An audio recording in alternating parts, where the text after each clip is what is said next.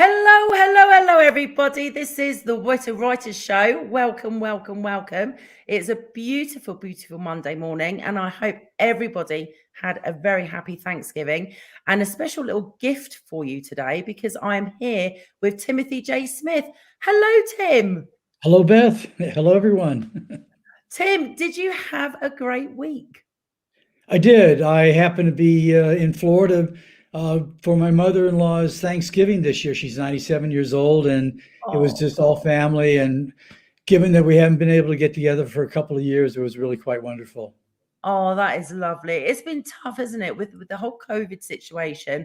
It's nice that people can finally actually connect physically and get together Yes.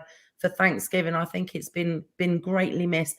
But I have been so excited to be interviewing you, Tim, because I've got to say you are one of my most interesting guests ever. I write fiction. It's all lies. But your history is absolutely amazing. It is truly, truly amazing. The more I read about you, the more fascinated I was because you've lived the most remarkable life. And it started when you was a child, didn't it? Because you traveled a lot with your family. Well, we did travel a lot in the U.S., and I developed a travel bug that just took me internationally. I had an interesting experience at one point when I was in sixth grade. If I can tell a little story, it was a spaghetti dinner at my elementary school to raise some money, and I sat across the table from a guy that must have been, he was really old. He must have been 30 years old, and we got talking. He said he'd been to 40 countries and spoke 5 languages, and on the spot, I decided that's the life I want to live. And so I sort of pursued that. That is absolutely amazing. I admire anybody who can speak more than one language, let alone 5. My husband calls me Dory because I've got the worst memory ever. And I've desperately tried to learn other languages and I just cannot retain it. Go figure. And yet other things I can remember like that. It's bizarre. We've already got people jumping on and saying hello. I can see lots of people joining us, which is fantastic. So welcome, welcome everybody. Please say hello in the comments. And if you do have a question for Tim, then please put them in the comments and we will put them on the screen for you. So we've got Peggy who's joined us. She says hello. Hello. And we've also got the fantastic Heather. She says, hello to you both from Gemma and I. And Gemma says, happy Thanksgiving. Oh, Gemma is the cutest little girl, Tim, ever. And she's an avid reader, so clever. And she joins Heather to watch the show every week. She is absolutely wonderful. So welcome, welcome, welcome. I'm so, oh, and another one as well. There we go. There we go. We've got Bo. And says, hey, Timothy, look, great looking you are. Oh, hey, Bo. I know him. Sweet. That is so lovely. We've also got James who's joined us. He says, greetings, all in one. And Peggy says, Tim, nice to meet you. Where has your favorite place that you've been? Or what is your favorite place that you've been? Well, I think just by the fact that I've spent so much time there, I'd have to say Greece. My first job after college was in Greece. I had this incredible opportunity to live on Santorini, which is now the most popular island in the country. But I was there from 1972 to 1974, and there were times each winter that I was there that I was the only foreigner on the island. So I've had this love affair with Greece since the early 70s, and I have been going back. Not every year, but actually for the last 15 years, I've actually gone back each spring. I've had a chance to do that. So I'd have to say Greece. Do you know what? I don't blame you because I had my first experience of Santorini about 3 years ago, and it was just stunning. I mean, beautiful place, incredible. Beautiful people. I mean, they're so welcoming and friendly and just warm. I can understand why you fell in love with it. I really, really can. Peggy says, wonderful. Thank you. Sounds like a dream come true. Yeah, I bet it was. I bet it was. We've also got Robert who's joined us. He says, hi, Tim from snowy Toronto. Oh, thermals and boots. That's going to be me soon, because I've just recently moved to the San Gabriel Mountains, and touch wood, we've not had no snow yet, so we've been able to do lots of work on the cabin, but it's coming. San Gabriel Mountains in California? Yes, we're now living in the middle of the national forest up in Is the that mountains. down south? It's in the San Bernardino Valley. Yeah, I grew up in Palm Springs. That's my hometown. Oh, well, we're not far from Mountain High ski resort. Not hobby skiing, because I have as my viewers know, I have a habit of breaking ankles, so I won't be doing that. But but back to you, Tim, because honestly, I'm so fascinated with your life, because you haven't always been an author. You had the most amazing career. And you're actually part of history. So tell us a little bit about your career before you became an author, and then what led you on to deciding to do a completely different career change. Well, I knew what I wanted to do even before I left high school. I developed, for different reasons, of a social consciousness. I grew up in the 60s and during the civil rights movement, and those things really affected me. And so I pursued a career that would let me help people, basically. And fortunately, in a sense, I was there working during the war on poverty, and working with when Jimmy Carter and Lyndon Johnson were both in office. Particularly Jimmy Carter, worked with his not in his administration, but with people in his administration to do some pretty significant work in the United States, and then eventually moved on to doing international work. And I ended up working in 33 countries, and working on some fairly significant projects. I was a minister to the first minister of finance of the Solidarity government in Poland for a couple of years. I worked on introducing a housing finance system to the country for the first time in its history. And I went on to manage the first U.S. government's project as part of the Middle East peace process to help Palestinian businesses, which was an amazing experience for me in a lot of levels. And one level is that I always tell people, and it's true, that I really grew up a Zionist. I'm not Jewish, but I grew up really supporting Israel and boycotting Arab products and stuff like that. And then fast forward 30 years, and I'm helping Palestinians as part of the peace process. And there's a big story there for me in terms of reconciliation. That's why I actually quit working, was to basically write my first novel, which was called A Vision of Angels, which tells a story of 4 different families: an Israeli war hero, a Palestinian farmer, an Arab grocer, and an American journalist, and how their lives are interwoven even without knowing it, because of a terrorist event. And it's a book about the real story there that I saw and came to understand after a lifetime of thinking about it. So it was an interesting journey. My whole life has been kind of an interesting journey like that. It really, really has. And I have to say, the reviews for your book is just amazing. I mean, I was reading the blurb for A Vision of Angels, and the description was so captivating, and the reviews were just brilliant, absolutely brilliant. I think it's wonderful that not only have you been a part of history and changing things for the better for so many people, but also that you felt compelled to use that inspiration to write such an amazing novel as well. And you haven't really looked back since, have you? Because you've got A Vision of Angels, Cooper's Promise, and then most recently, The Fourth Courier and Fire on the Island. And I know you've got a couple of books with you right now. So could we have a look at the cover for The Fourth Courier?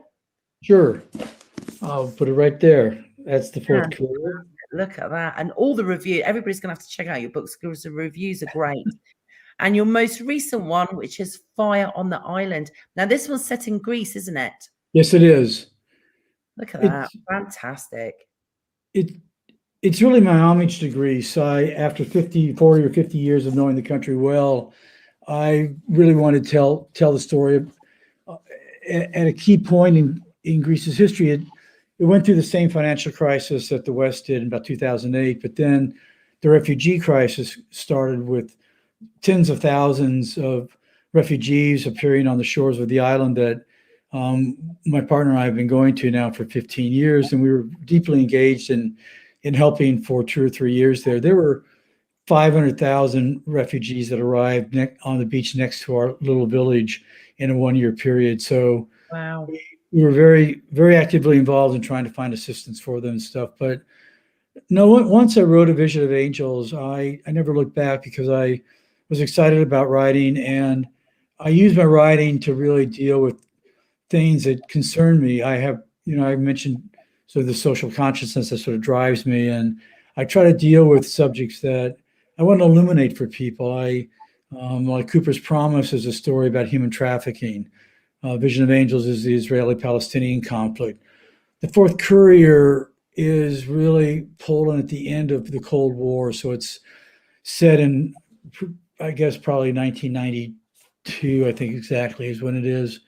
Might have to look at that myself, but I wanted to capture what it was like for an average Polish family to be going through such a wrenching period of this change from communism to capitalism, and the possibility of some real serious problems with smuggling, like nuclear smuggling, which was a real problem at the time. That's what the Fourth Courier book is basically. That's the suspenseful side of the story. I always write something that's sort of suspenseful, but it's really character driven at the same time. So yeah, if you read the Fourth Courier, you get to understand what a Polish family was going through back in those years.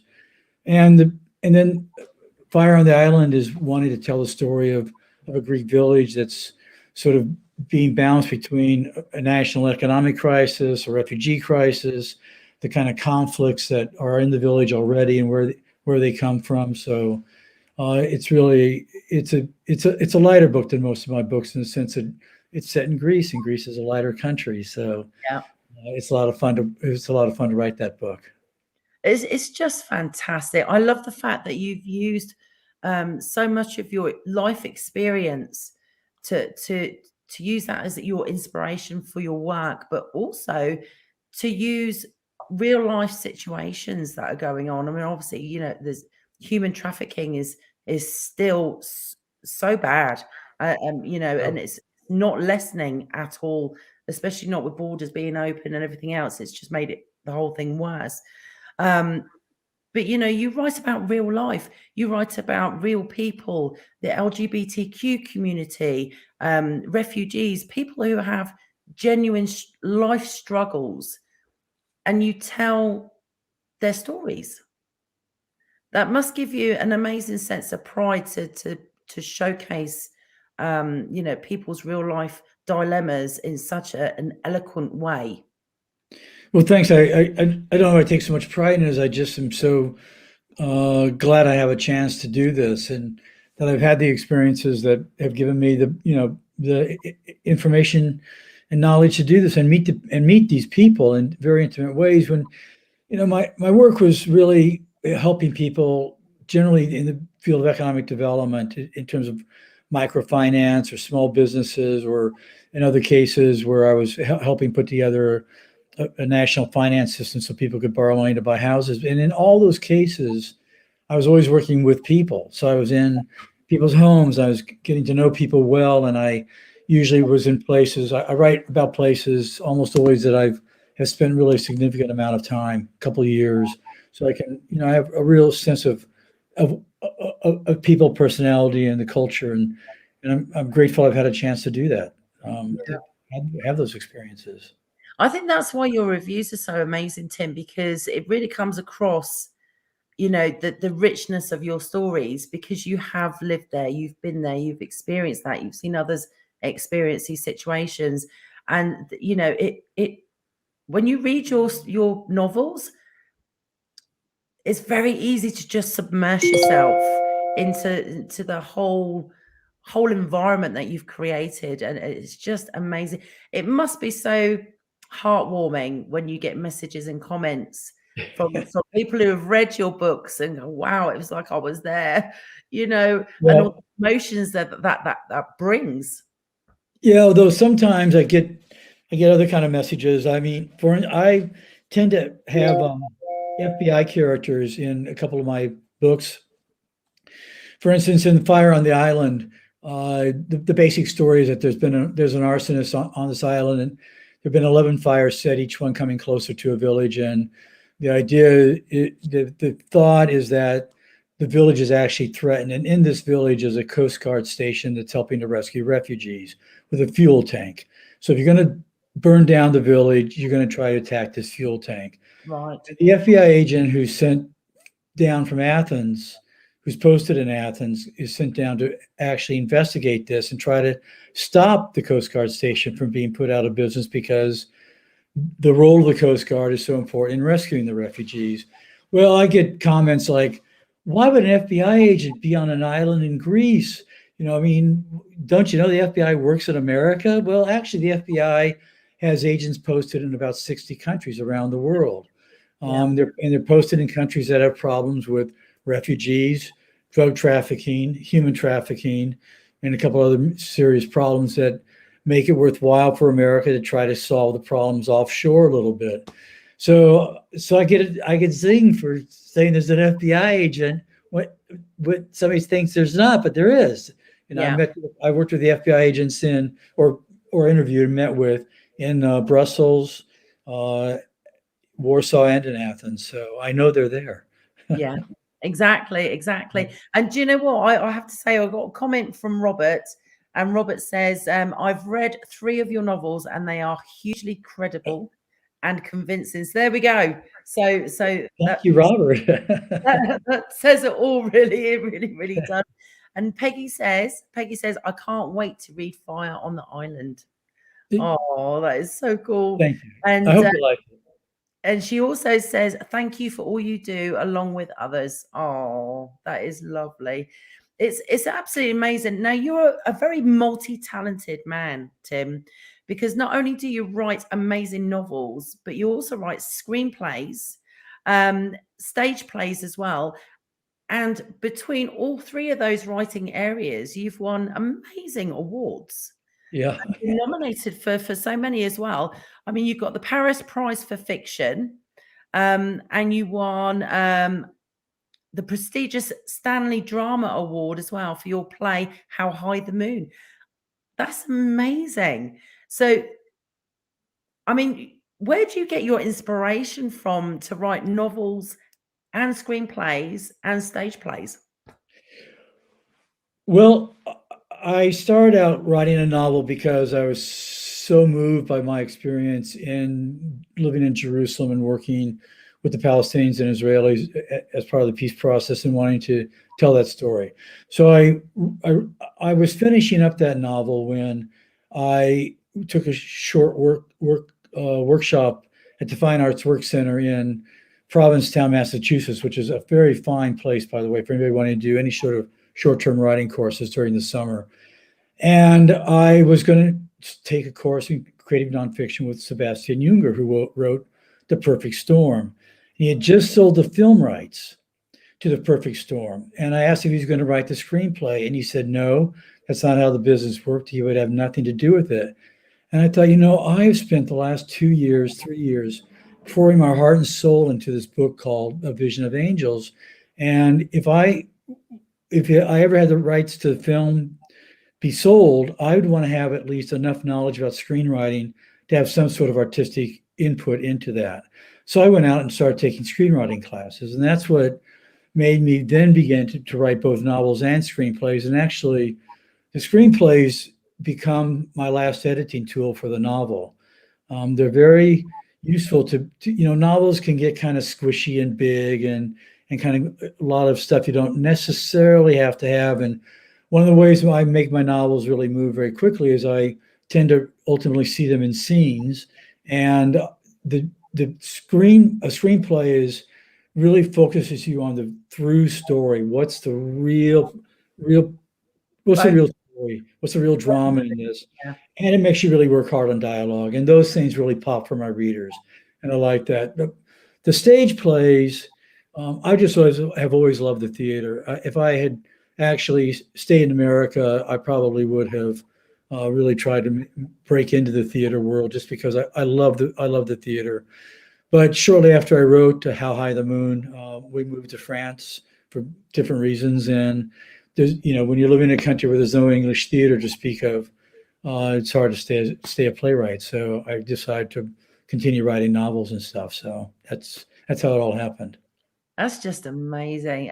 How hard was it to go from writing novels to screenwriting? I mean, crikey, because it completely works differently, doesn't it? Yeah, it does. Timing and everything else. Yeah, it's hard to really cut down. You have to. Now when I'm writing a novel, I'm actually also thinking about, how necessary is this exactly right here. I mean, of course, it's nice to write a novel and have a little bit more space, and I take that space, but it gets me just really focused on the story without a lot of backstory. You learn in screenwriting that flashbacks are nice, but try to avoid them, that kind of stuff, because people rely on them a lot, and if you rely on that, you're telling, you're not showing the story. And I try to keep that rule in my mind all the time, even when I'm working on a novel. I don't want to tell too much. I want it to really be part of coming out of the character, out of what the dialogue says, out of what action is taking place. Yeah, I totally get you. It's amazing. I commend you for turning your hand to different styles of writing. I think it's absolutely amazing. And I always say to the viewers, knowledge is power, and the more you learn, the better we get, which is fantastic. We've got a comment here from Viola. She says, A Vision of Angels is one that I reread and it still brings me to tears. Love you, Tim. Oh, can't beat recommendations like that. You really, really can't. No, you can't. No. And just so all our viewers know, all of Tim's links are attached to this video, to this live stream. So you can, after the show, go straight to the links attached to the video, and you can go straight to Tim's Amazon, Goodreads, website, etc. They're all there. And make sure when you do read them, please leave a review, because it's so important. It is. I should say that A Vision of Angels may be a little hard to find now. There are some copies of Cooper's Promise around, but the publisher and I've had a little bit of butting heads over something, so they're not exactly available. The Fourth Courier and Fire on the Island are readily available, and there was also an audiobook of Cooper's Promise that came out earlier this year, which is actually excellent, and it is available through Audible.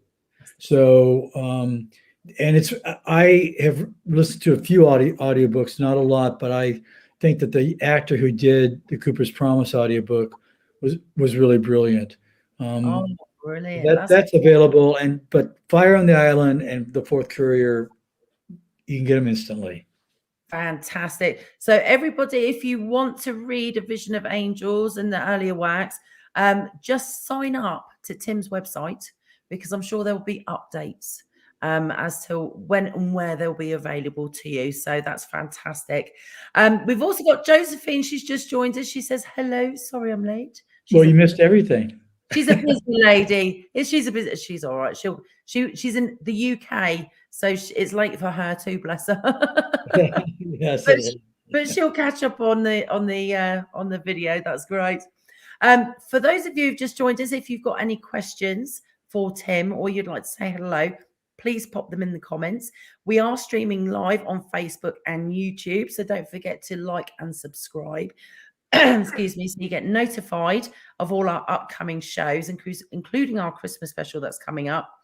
Now, you're signed with Trident Media Group, and obviously I do interview and do shows with Mark Gottlieb on a regular basis. They're a fantastic company, aren't they? Yes, they are. How important has it been for you to have that level of professionalism and level of support and everything that they've given you?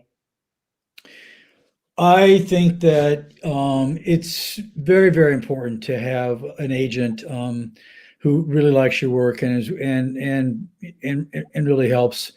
It's very difficult to break into the publishing world in any significant way without an agent. It's too bad in a way, but there's just so much competition with the indie writers and stuff that the agent is sort of the gatekeeper that's telling the publisher, okay, I reviewed this, I've read this, this is worthwhile. And I think Mark Gottlieb, who is my agent actually, is terrific, and the whole agency has been it's very useful to have a really good agency. So, but there are a lot of agents out there, and there are a lot of agencies out there. So don't just keep trying. If I can give a kind of a hint to how to do that a little bit, there's something called Publishers Marketplace. Yes. And on a weekly basis, they put out 2 or 3 special reports on the deals that have been made. And it used to be $25 a month to subscribe to that. That's what I subscribe to. That's how I found out about agencies that I would never have known about otherwise. And you see the deals and you think, oh, well, if they're interested in this book, this is possibly an agency that'd be interested in my book. It may not be the exact agent. You may be somebody else in that agency, but I found that a very useful tool for writers who are ready, who have a book ready to go, to be able to find out about different agencies. So I highly recommend it. That's how I learned about Trident Media Group and which has been great. Yeah, and Publishers Marketplace is a wealth of knowledge as well. It tells you everything about agents, publishers, as you said, new deals. Also tells you about new agents that are with the top publishing companies.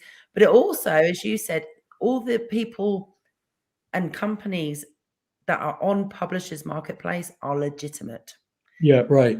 They don't have any vanity presses or publishers that are going to rip you off. They are all legitimate, established, professional publishers and agents, aren't they? So, and that makes a big difference.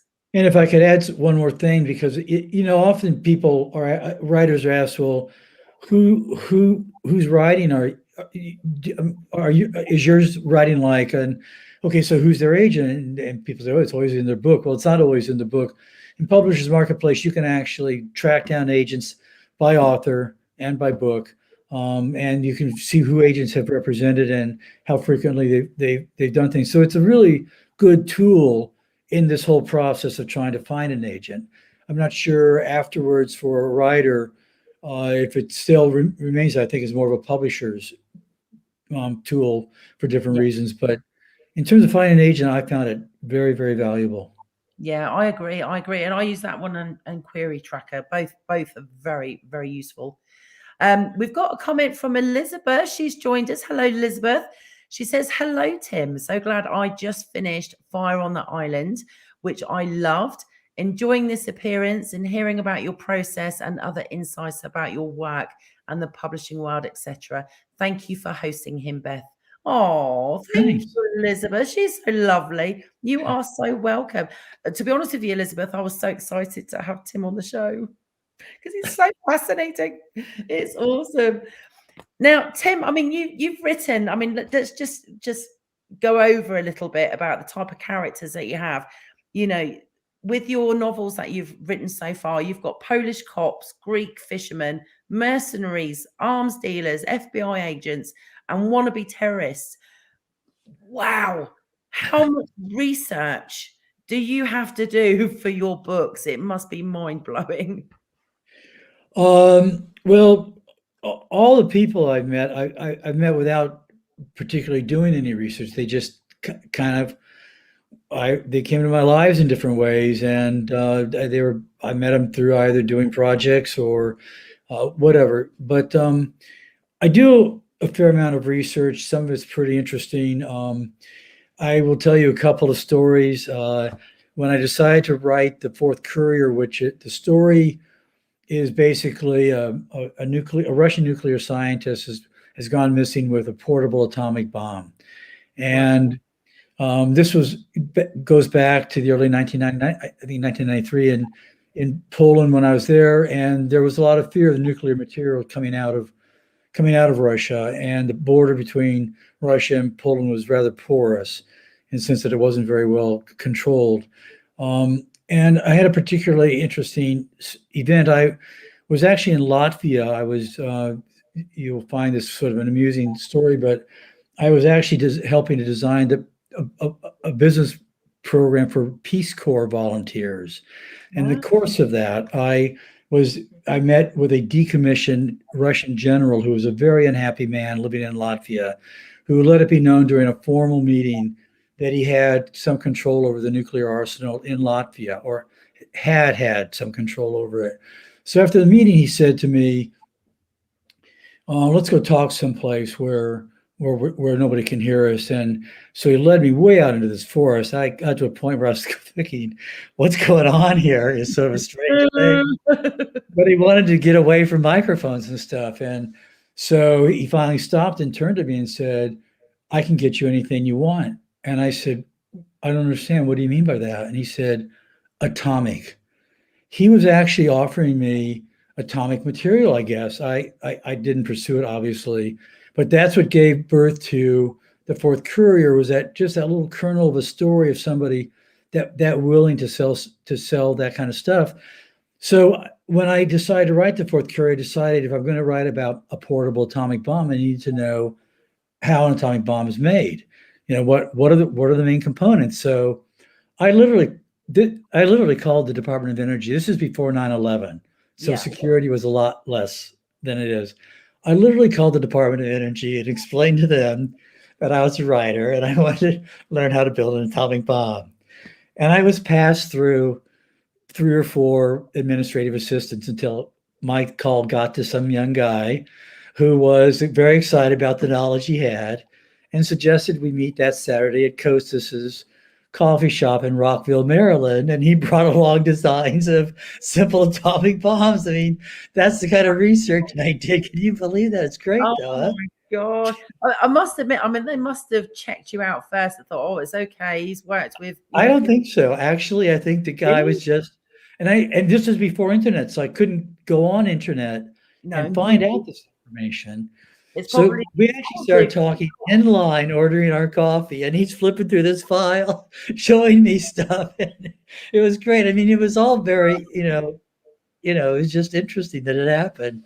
And for the same book, I was dealing with an FBI agent as a main character, and so I actually knew somebody who was an assistant to Janet Reno, and said I'd like to learn a little bit more about how FBI agents are trained and stuff. And again, I got a private tour of the training grounds in Quantico for the FBI.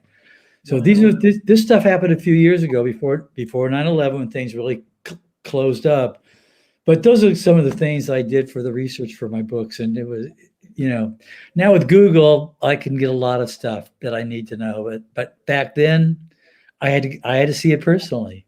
Yeah, it's probably, Tim, to be honest with you, it's probably a good job that Google wasn't around at that time. It probably is. You'd have started searching all that stuff. You would have been red flagged. You'd have had the FBI and CIA turning up at your house. Oh my gosh. I have to say, some of the things that we end up researching via Google and search engines would probably scare a lot of people. It would. I can tell you it would. In fact, I was trying to do some research for one of my author clients the other day, and I'm sat opposite my husband, and I tend to use the speech thing quite a lot. So I clicked on Google and I went garrotting, and my husband went, and he just looked at me really worried. I said, "You're safe, don't worry for now." He's like, garrotting? Who's being garroted? I'm like, it's for a book, darling. Don't worry about it. Oh my gosh, it cracks me up. We've got some more comments. We've got my mum who's joined us. Hello, mum. She's in the UK. Hello, darling. I hope you're good. Elizabeth says, so Tim, what did you buy from the guy in Latvia? There's the question. I just took away a good story. I bought nothing from the guy in Latvia. And I don't remember his name, and I don't remember the guy's name from the Department of Energy either. So if anybody comes knocking on my door, I have nothing to say. I know nothing. I know nothing. Oh my gosh. Now Edward's got a comment. He says, been there, done that. Suitcase atomic bombs a decade ago. I tell you, it's scary, isn't it? And I tell you what's even more scary is how technology has moved on so much since that era. You know, I mean, obviously there's now sort of naval ships that can take out so many, triple the amount of targets they used to be able to. It's quite amazing. And that must be amazing for you to see technology, especially weaponry and everything else, coming along so much since that time.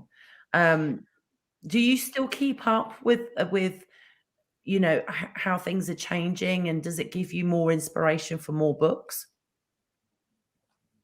I can't say it's given me more inspiration for more books, but I do use technology now in my novels in terms of communication, of how characters receive information, SMSing, this kind of thing, which is very very popular, very common. I mean, for instance, I'm currently working on a book called The Syrian Pietà. It's about a young gay Syrian refugee struggling to survive in Istanbul, and is actually a smuggler getting refugees from Turkey to Greece. And from that side of the channel that separates those two countries, the smugglers are seen as basically like the Underground Railroad used to be in America, of helping smuggle people get to a safe place. Yeah. So it was a fairly open, not entirely open, but fairly open thing for that to be going on. And what surprised a lot of us, I think, when we were on the other side of the channel receiving the refugees, was how many had cell phones and were messaging each other back and forth, letting family know that they got there safely, telling them, you know, trust this guy, don't trust this person.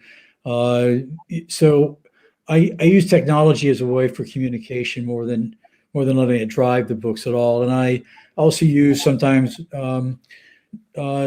just the news. I mean, you know, televisions are on a lot of places, and in the book I'm currently working on, important information gets conveyed through the news that otherwise could not have been conveyed at all. So it's just interesting how that works. But technology development itself, I'm not doing you know, science fiction or fantasy stuff or anything like that. So it's just real life stuff, what people really use, what's in their hands. Yeah, absolutely. Now, I've got to tell our viewers, because you have very, very kindly offered to do a paperback giveaway for our viewers. So thank you very, very much for that. Now, viewers, if you would like to win a copy of Fire on the Island, which is your most recent novel, right, all you have to do is share this interview and tag me. Just so I can see your entry. So you can share it via Facebook, Instagram, TikTok, wherever I am, you can share it and tag me, and you will get your entry into the giveaway. Don't forget, you can share Tim's interview and the Witty Writer Show episode as many times as you want, because the more times you share, the more entries you get. So you can share on your personal pages, book clubs, book groups, wherever you are. So the more shares, the more entries you get, and you will win a fantastic copy of Fire on the Island. And can we just have another look at the cover, please, Tim? Sure. And it's a hardback. There is no paperback. So that's... Oh, look at that. That is gorgeous. It is awesome. Fire on the Island. And you need to read the reviews, because they're absolutely brilliant.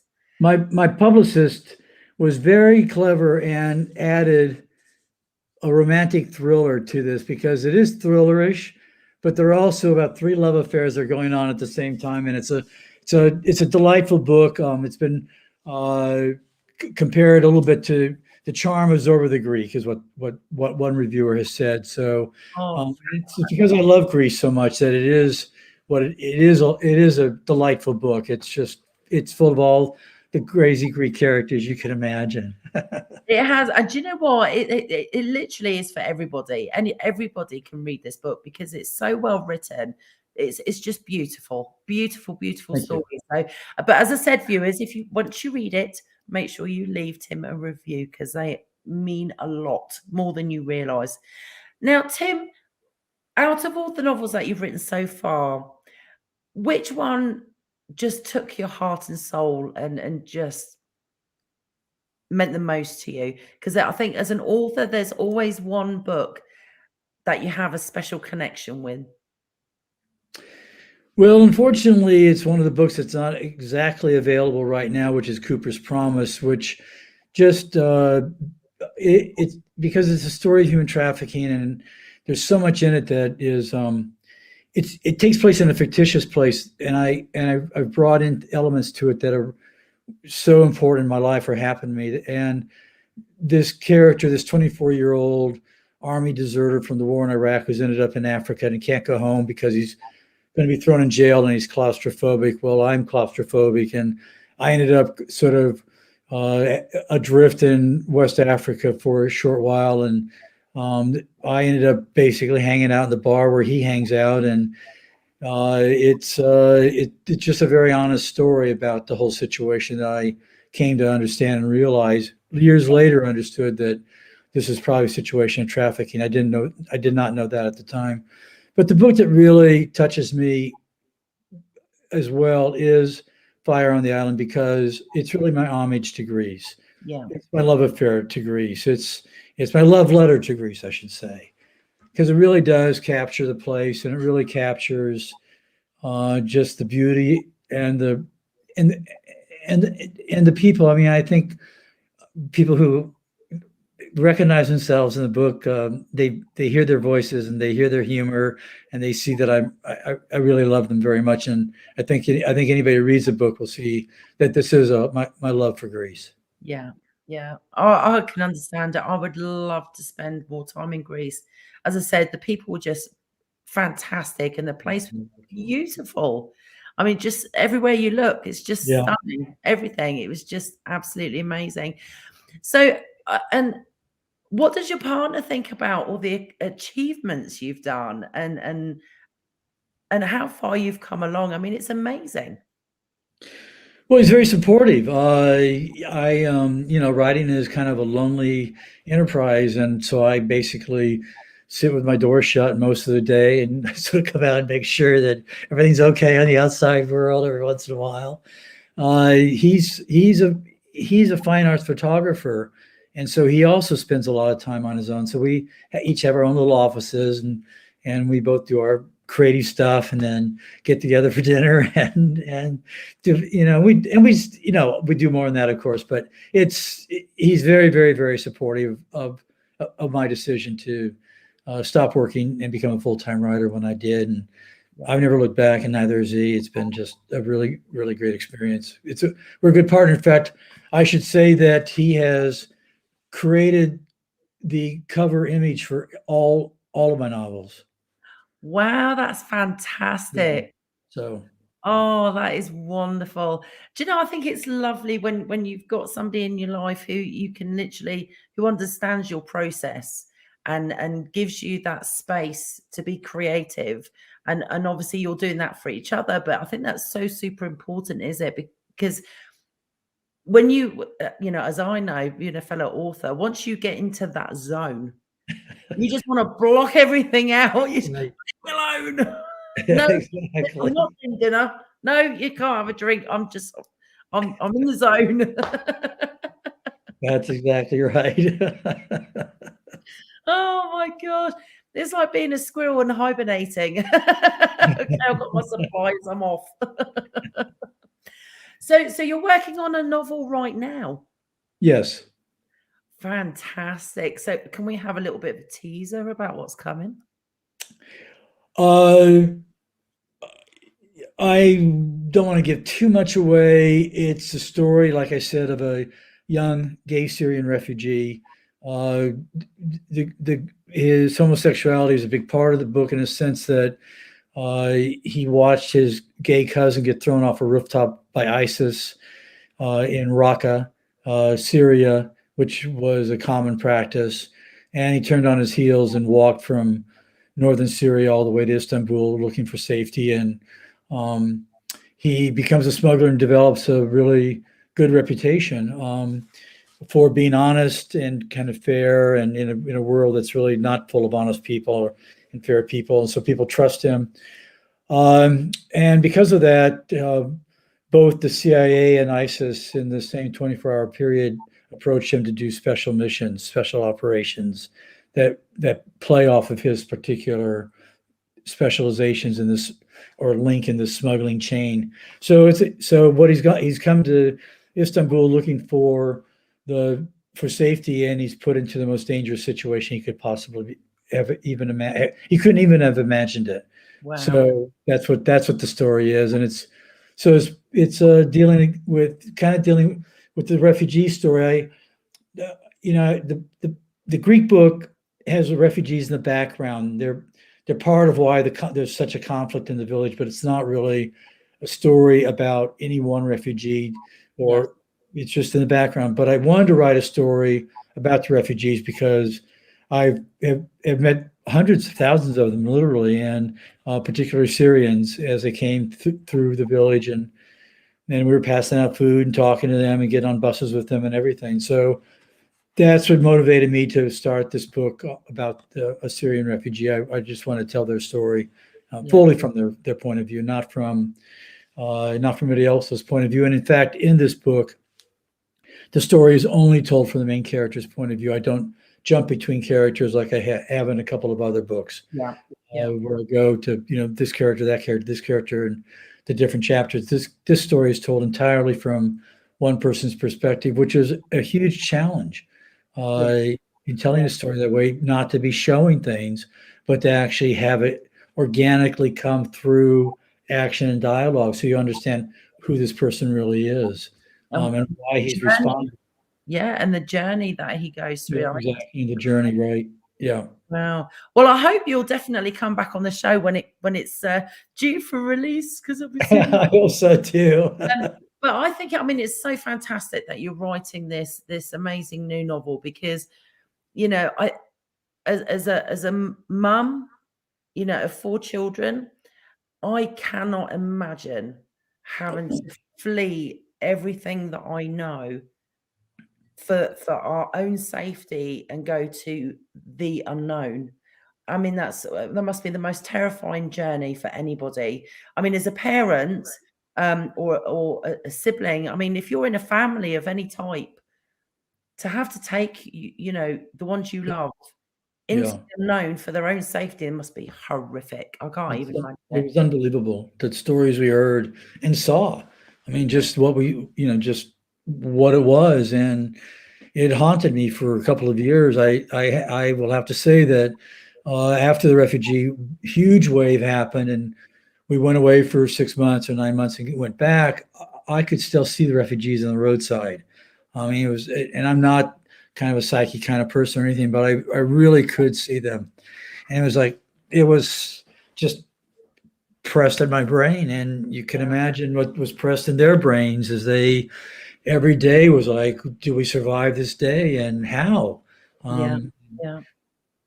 Being taken advantage of at certain points along the route, and at other times finding people who are really trying to help them.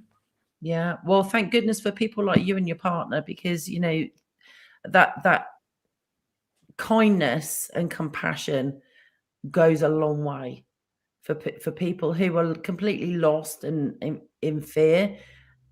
Kindness and compassion is everything, because it gives people hope. It really, really does, doesn't it? It gives people that little bit of hope that things are going to improve and get better. So that is absolutely amazing. That really, really is.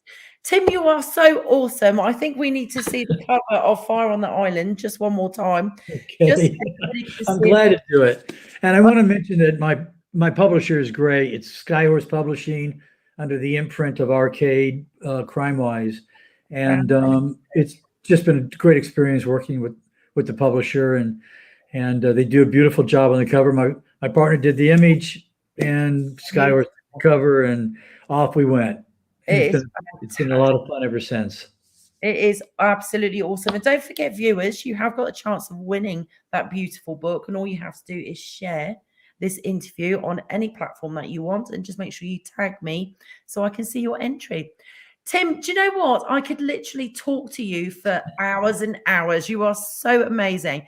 And I love the fact that you know, you've taken such a wealth of knowledge and experience from your time, you know, working in finance and dealing with all these countries and traveling, and you're creating these amazing novels.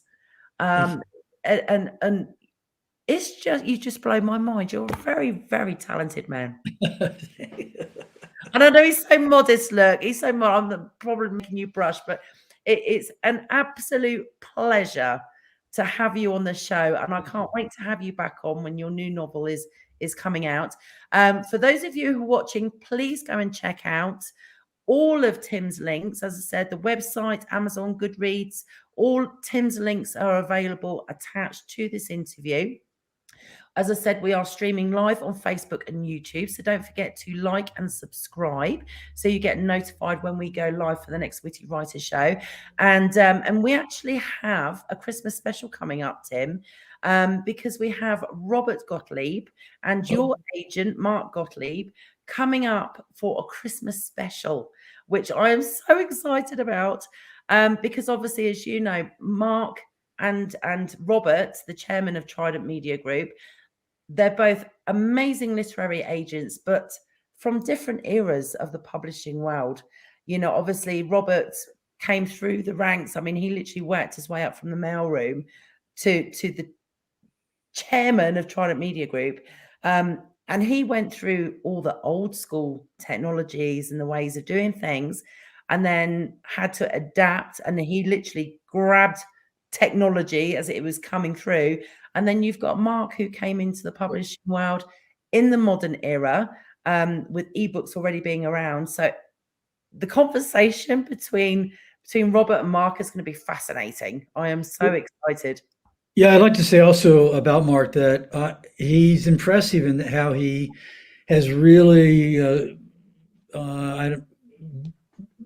evolved, or I'm not sure evolved isn't exactly the right word, but has taken on this new world of publishing and what it's meant, and how to be a very active agent in it. And I've been very impressed. I mean, he's writing essays or small pieces on different social media platforms, and he's really engaged with the new media from a publisher's perspective or an agent's perspective, and I find that quite appealing, quite useful.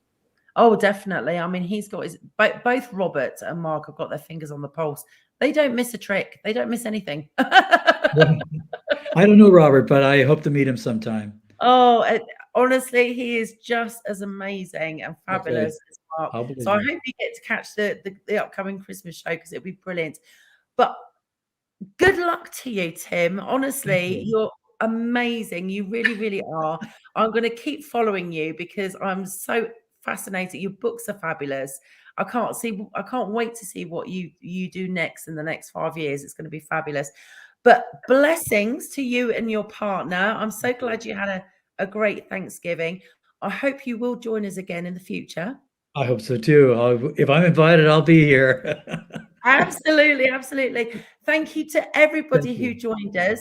If we didn't get to your questions, if you've posted any and I've missed them, I do apologize. But hopefully, if you don't mind, Tim, if you could just go through the comments just in case we've missed any questions for you, once we've finished, and keep sharing. As I said, more shares, more entries you get, and please remind yourselves to click on the events and subscribe so you get to see our upcoming shows.